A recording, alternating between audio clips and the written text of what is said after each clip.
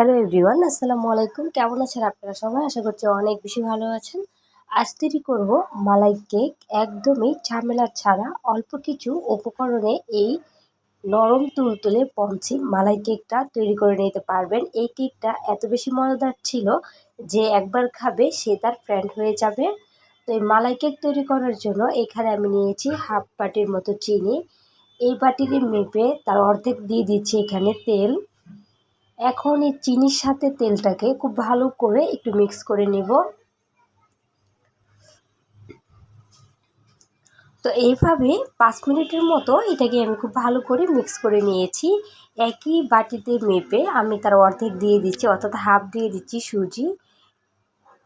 সুজিটা দেওয়ার পরে তার হাফ বাটি দিয়ে দিচ্ছি এখন আমি পানি। এখানে চাইলে আপনারা লিকুইড দুধটাও দিতে পারেন। তো এখানে আমি কোনো দুধ এড করছি না, আমি এখানে পানি দিচ্ছি। এখন পানি দিয়ে খুব ভালো করে আমি এটাকে মিক্স করে নিচ্ছি। তারপরে যে বাটিতে মেপে আমি দিয়ে দিয়েছিলাম সুজি, একই পরিমাণভাবে মেপে অন্য একটি বাটি দিয়ে আমি এখানে দিয়ে দিচ্ছি ময়দা। এখন ময়দা আর সুজি খুব ভালো করে মিক্স করে এটাকে আমি রেস্টে রেখে দিব 10 থেকে 15 মিনিটের মতো। যারা ব্লেন্ডারে সুজিগুলোকে মিক্স করে করতে চাচ্ছেন না, যারা এইভাবে করতে চাচ্ছেন তারা আমার এই টিপসগুলো ফলো করবেন। আশা করি একদম পারফেক্ট কেক তৈরি হয়ে যাবে আপনাদের। তো আমি এটাকে 15 মিনিটের মতো রেস্টে রেখে দিয়েছিলাম।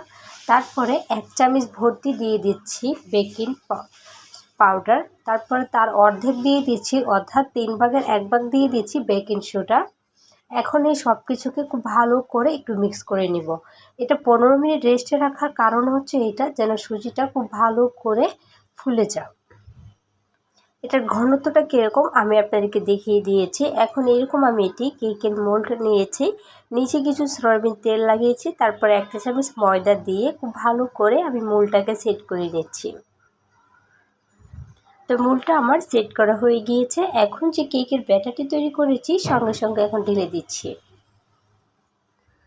অনেকেই ব্লেন্ডারে ব্লেন্ড করেন সুজিটা অনেক বেশি মিহি হওয়ার জন্য, তারপরে কেক তৈরি করেন অনেক স্পঞ্জি হওয়ার জন্য।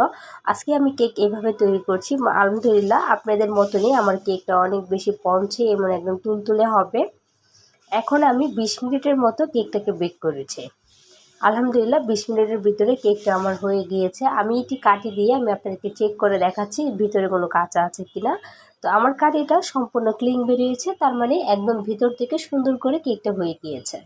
এখন আমি ঠান্ডা করে তারপর আমি আপনাদেরকে দেখাবো। তো কেকটা ঠান্ডা হতে থাক, এদিক দিয়ে আমি মালাইটা তৈরি করে নিচ্ছি। মালাই তৈরি করার জন্য হাফ বাটি দিয়ে দিচ্ছি এখানে গুঁড়ো দুধ আর কিছু পানি দিয়েছি। এখনও পর্যন্ত চুলাটাকে অন করিনি। এভাবে ভালো করে পানির সাথে দুধটাকে মিক্স করে নিচ্ছি। 2 টেবিল চামচ দিয়ে দিচ্ছি চিনি আর দিয়ে দিচ্ছি এখানে বাদাম। আমি এখানে বাদামটা দিচ্ছি, আপনারা যে কোনো বাদাম দিতে পারেন। তারপরে এখানে কিশমিশ দিতে পারেন। আমি এখানে সামান্য একটু অরেঞ্জ ফুড কালারটা দিয়েছি, এতে করে মালাইয়ের কালারটা অনেক বেশি সুন্দর আসবে। এটা সম্পূর্ণ অপশনাল, চাইলে স্কিপ করতে পারেন।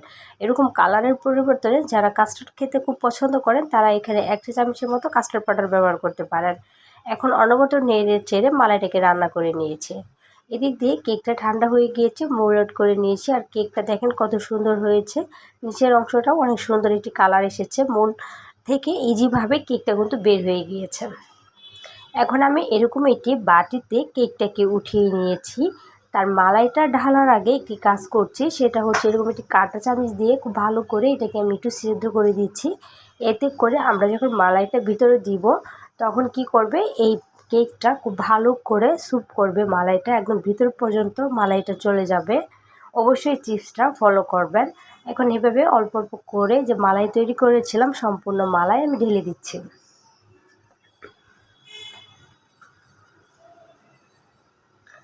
দেখেন 1 মিনিট হয়েছে, মালাইটা ঢেলেছি আর কত সুন্দর করে কিন্তু কেকের ভিতর থেকে মালাইটা চলে যাচ্ছে। আর মালাইটা কিন্তু অনেকটা টেনেও নিয়েছে। এখন বাকি যে মালাইটা ছিল এটাও আমি সম্পূর্ণ ঢেলে দিচ্ছি। আবারও এভাবে 2 মিনিটের মতো রেখে দিব। দেখতেই পাচ্ছেন 2 মিনিটের ভিতর কিন্তু বাকি মালাইটাও টেনে নিয়েছে। যেহেতু এটা মালাই কেক, কেকের ভিতর পর্যন্ত যদি মালাই না যায় তাহলে এটা কীরকম মালাই কেক হলো। এর জন্যই কাঁটা চামচ দিয়ে অবশ্যই টিপসটা ফলো করবেন। আর আমার এই মালাই কেকের রেসিপিটা কার কার কাছে ভালো লেগেছে অবশ্যই আপুরা আমাকে কমেন্টে লিখে জানাবেন। আর যদি ভালো লাগে প্লিজ একটি লাইক করে দিবেন, আর অবশ্যই চ্যানেলটাকে সাবস্ক্রাইব করে আমার পাশেই থাকবেন। আমি আপনাদেরকে কেকটা দেখাচ্ছি যে ভিতর থেকে কেকটা কতটা সুন্দর ছিল। তো দেখতেই পাচ্ছেন ভিতর থেকে কেকটা একদম নরম পঞ্চে ছিল। তো সুজি আর ময়দা দিয়ে যে এত সুন্দর পারফেক্ট কেক তৈরি করা যায় বাসায় না বানালে বুঝবেন না। আজকের ভিডিওটি এই পর্যন্তই। আল্লাহ হাফিজ।